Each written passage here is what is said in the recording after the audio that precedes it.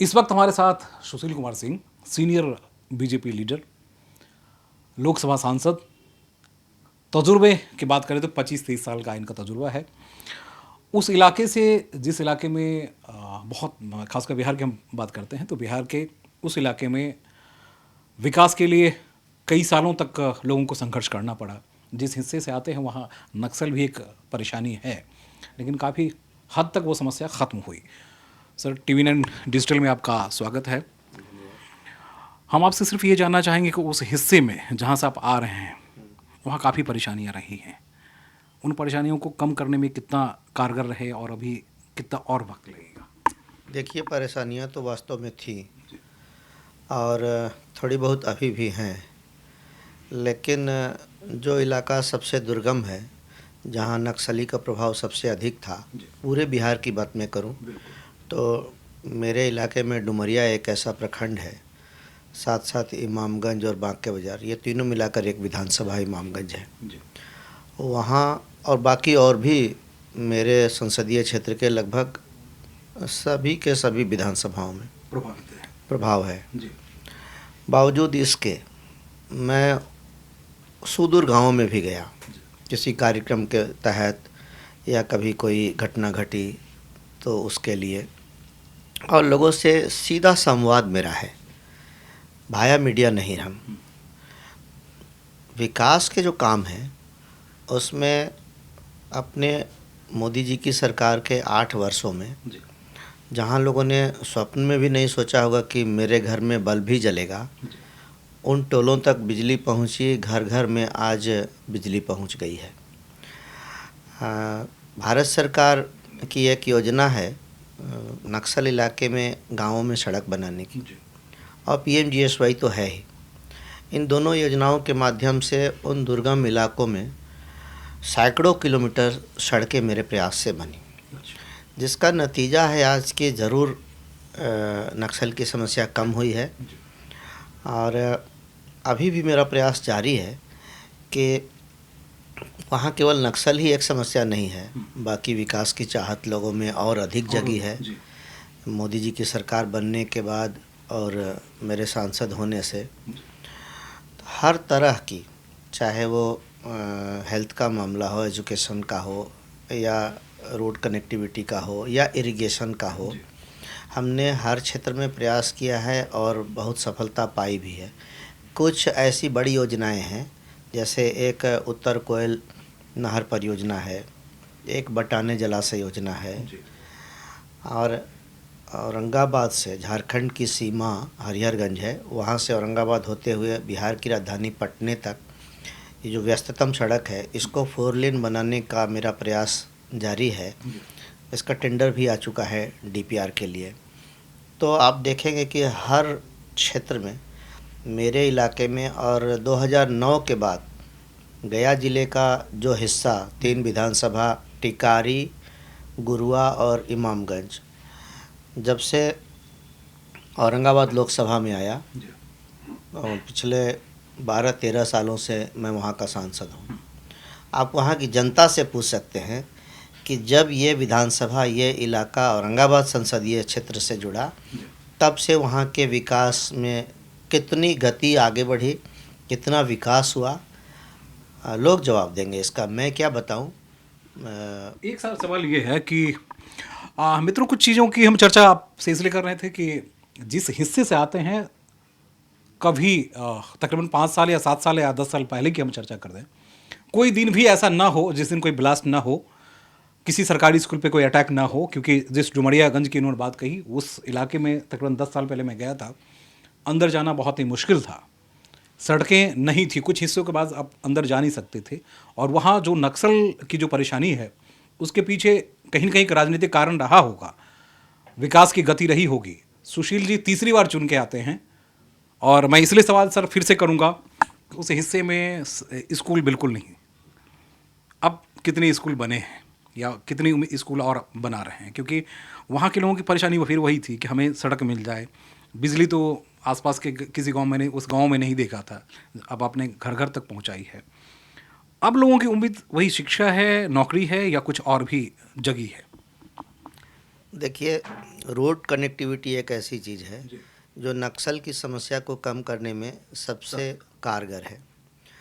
सड़क हो जाने से ग्रामीण अपने उत्पाद, चाहे वो सब्जी हो, दूध हो या अनाज हो, नज़दीक के बाज़ारों तक बड़ी आसानी से साइकिल से या कुछ से भी ले जा सकते हैं बिल्कुल। और ले जाते हैं। पहले सरकार उस इलाके की जनता से बहुत दूर थी बहुत और जनप्रतिनिधि तो जाते ही नहीं थे। बिल्कुल। लेकिन मैं समय समय पर उन इलाकों में जाता रहता हूँ और जो इलाका बदनाम था नक्सल समस्या के लिए, जी। जैसे बरहा, छकरबंधा, लुटुआ, इस तरह के ऐसे जहाँ अब थाने भी बन गए हैं, जी। सीआरपीएफ का कैंप है, सड़क अच्छी बन गई है, तो इस तरह से विकास और पुलिसिंग दोनों के माध्यम से। अब आपने स्कूल की बात की, जी। हर जगह स्कूल है, बच्चे पढ़ने वहाँ के जा रहे हैं, बिजली वहाँ तक पहुँची है। हाँ। तो ये विकास करके नक्सली समस्या को कम करने का जो प्रयास हमारी सरकार ने और हम लोगों ने किया, उसका अच्छा परिणाम देखने को मिला है। सर, बिहार सरकार, केंद्र सरकार, दोनों सरकारें आप ही की हैं। कहीं न कहीं कई बार उसमें जो प्रोजेक्ट को लेकर काफ़ी कुछ खींचतान चलता रहता है। खासकर बिजली प्रोजेक्ट की हम बात करते हैं तो उस हिस्से में बिजली एक बड़ी परेशानी है। कुछ नए प्रोजेक्ट्स भी उधर ला रहे हैं। बिजली के तो दो दो प्रोजेक्ट्स औरंगाबाद में हैं, पहले से हैं और वहाँ से जनरेशन हो भी रहा है। जी। एनटीपीसी का दो दो प्लांट है और वहाँ बिजली की कोई समस्या नहीं है। अच्छा। हाल फिलहाल में थोड़ी समस्या है, चूँकि मांग बढ़ गई है, मौसम साथ नहीं दे रहा है, सुखाड़ की स्थिति बनी हुई है और एक आध सप्ताह और बारिश नहीं होगी तो एकदम से सुखाड़ हो जाएगा। जी। तो उसके लिए चर्चा हुई है, सरकार से हमने मांग भी की है अकालग्रस्त क्षेत्र घोषित करने का। अच्छा। लेकिन मोटा मोटी तौर पर देखेंगे तो बिजली की ऐसी कोई बड़ी समस्या नहीं है कि बिजली है ही नहीं, बिजली आती ही नहीं है, ऐसा नहीं है।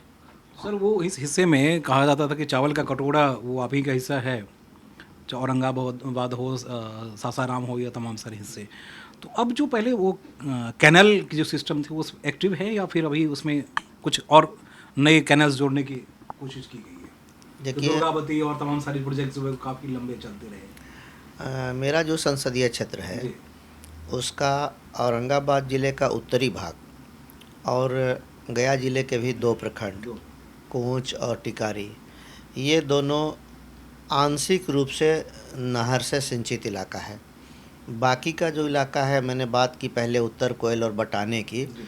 तो ये दोनों परियोजनाओं के पूरी हो जाने से, जिसकी पूरी संभावना है निकट भविष्य में 1-2 वर्षों में ये भी परियोजनाएं पूरी हो जाएंगी, तो फिर बहुत थोड़ा सा हिस्सा बचेगा, यही इमामगंज, डुमरिया, बांके बाजार का, जो असिंचित क्षेत्र होगा, यानी वहाँ कैनाल नहीं लगेगा।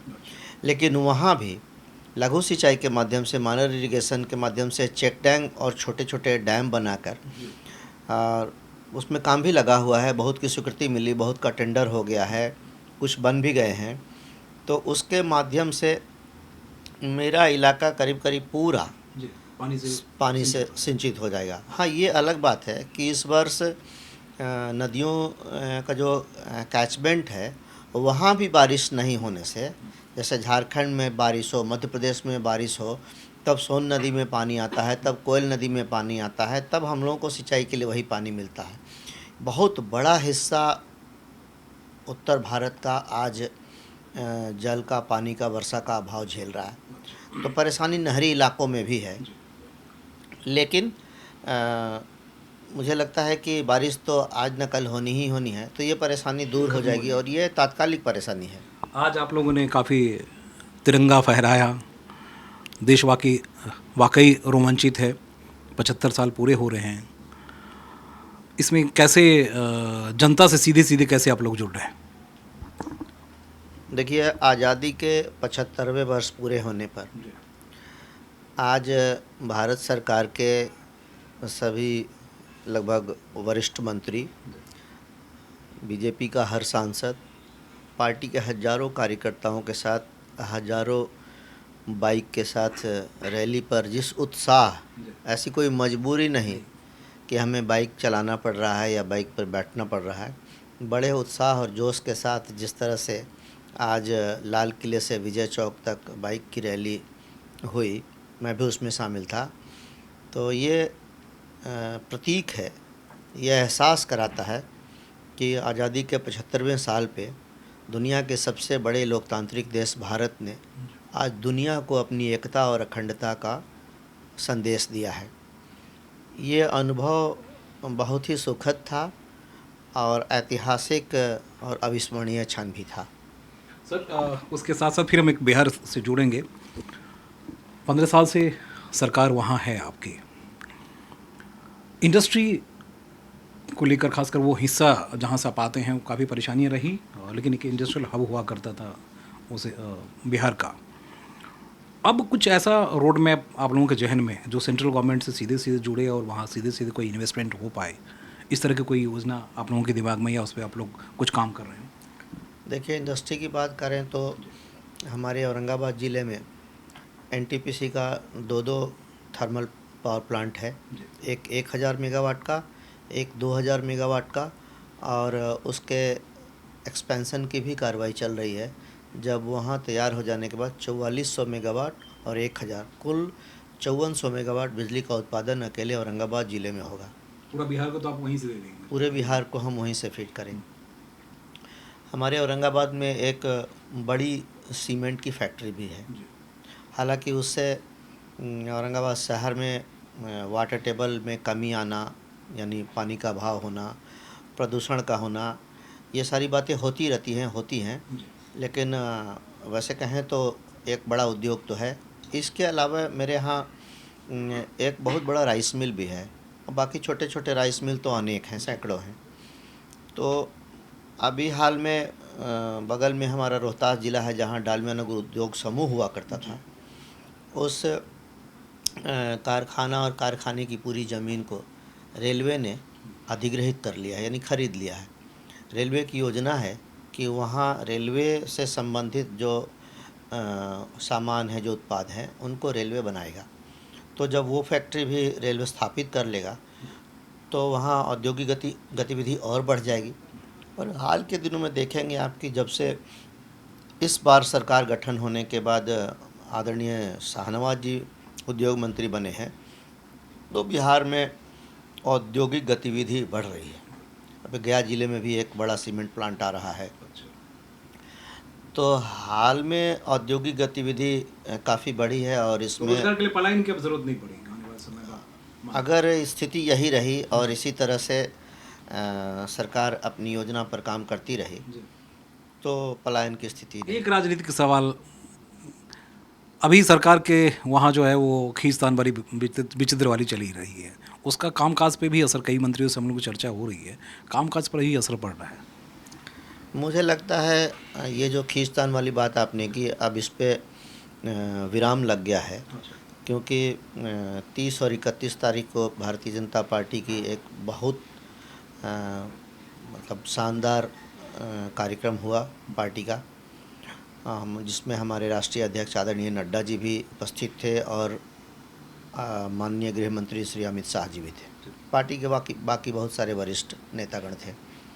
उसी कार्यक्रम के बाद जो अधिकृत रूप से पार्टी की तरफ से घोषणा हुई वो यही हुआ कि एनडीए इसी रूप में बरकरार रहेगा और 2024 का चुनाव हम साथ मिलकर लड़ेंगे।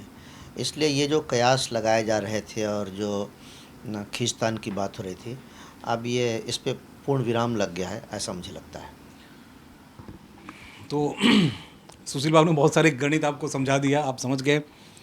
हम सिर्फ उस क्षेत्र की बात कर रहे थे, उस जगह की बात कर रहे थे, उस लोकसभा की बात कर रहे थे, लेकिन वो लोकसभा बहुत ही महत्वपूर्ण है, वहाँ के लोग बहुत महत्वपूर्ण, क्योंकि नक्सली इलाका है। विकास की गति वहाँ काफ़ी धीमी रही और लगातार तीसरी बार चुन के तभी जनता भेजती है जब आप जनता के सीधे सीधे करीब होते। क्योंकि जिस इलाके में मैं भी गया था, कई जगह मैंने देखा ये कि लोग सीधे सीधे कहते थे कि हमारे नेताजी नहीं मिलते हैं, लेकिन सुशील बाबू के बारे में ये कहा जाता कि वो सीधे सीधे मिलते हैं, इसलिए आपको कोई परेशानी नहीं थी। नक्सल वहाँ कम हुआ, नक्सली जो हैं वो कम हुए और सीधे सीधे जुड़े और मुख्य धारा में आ चुके हैं। हम उम्मीद यही करते हैं कि बिहार का वो हिस्सा जो इंडस्ट्रियल हब हुआ करता था, जो खासकर चावल का कटोरा हुआ करता था, वो आने वाले दिनों में और उसका विकास हो सके, और वाकई में रोड मैप भी तैयार करते हैं। हम उम्मीद भी यही करते हैं। कैमरामैन राहुल सिंह के साथ मैं TV9 भारतवर्ष डिजिटल के लिए सुमन कुमार।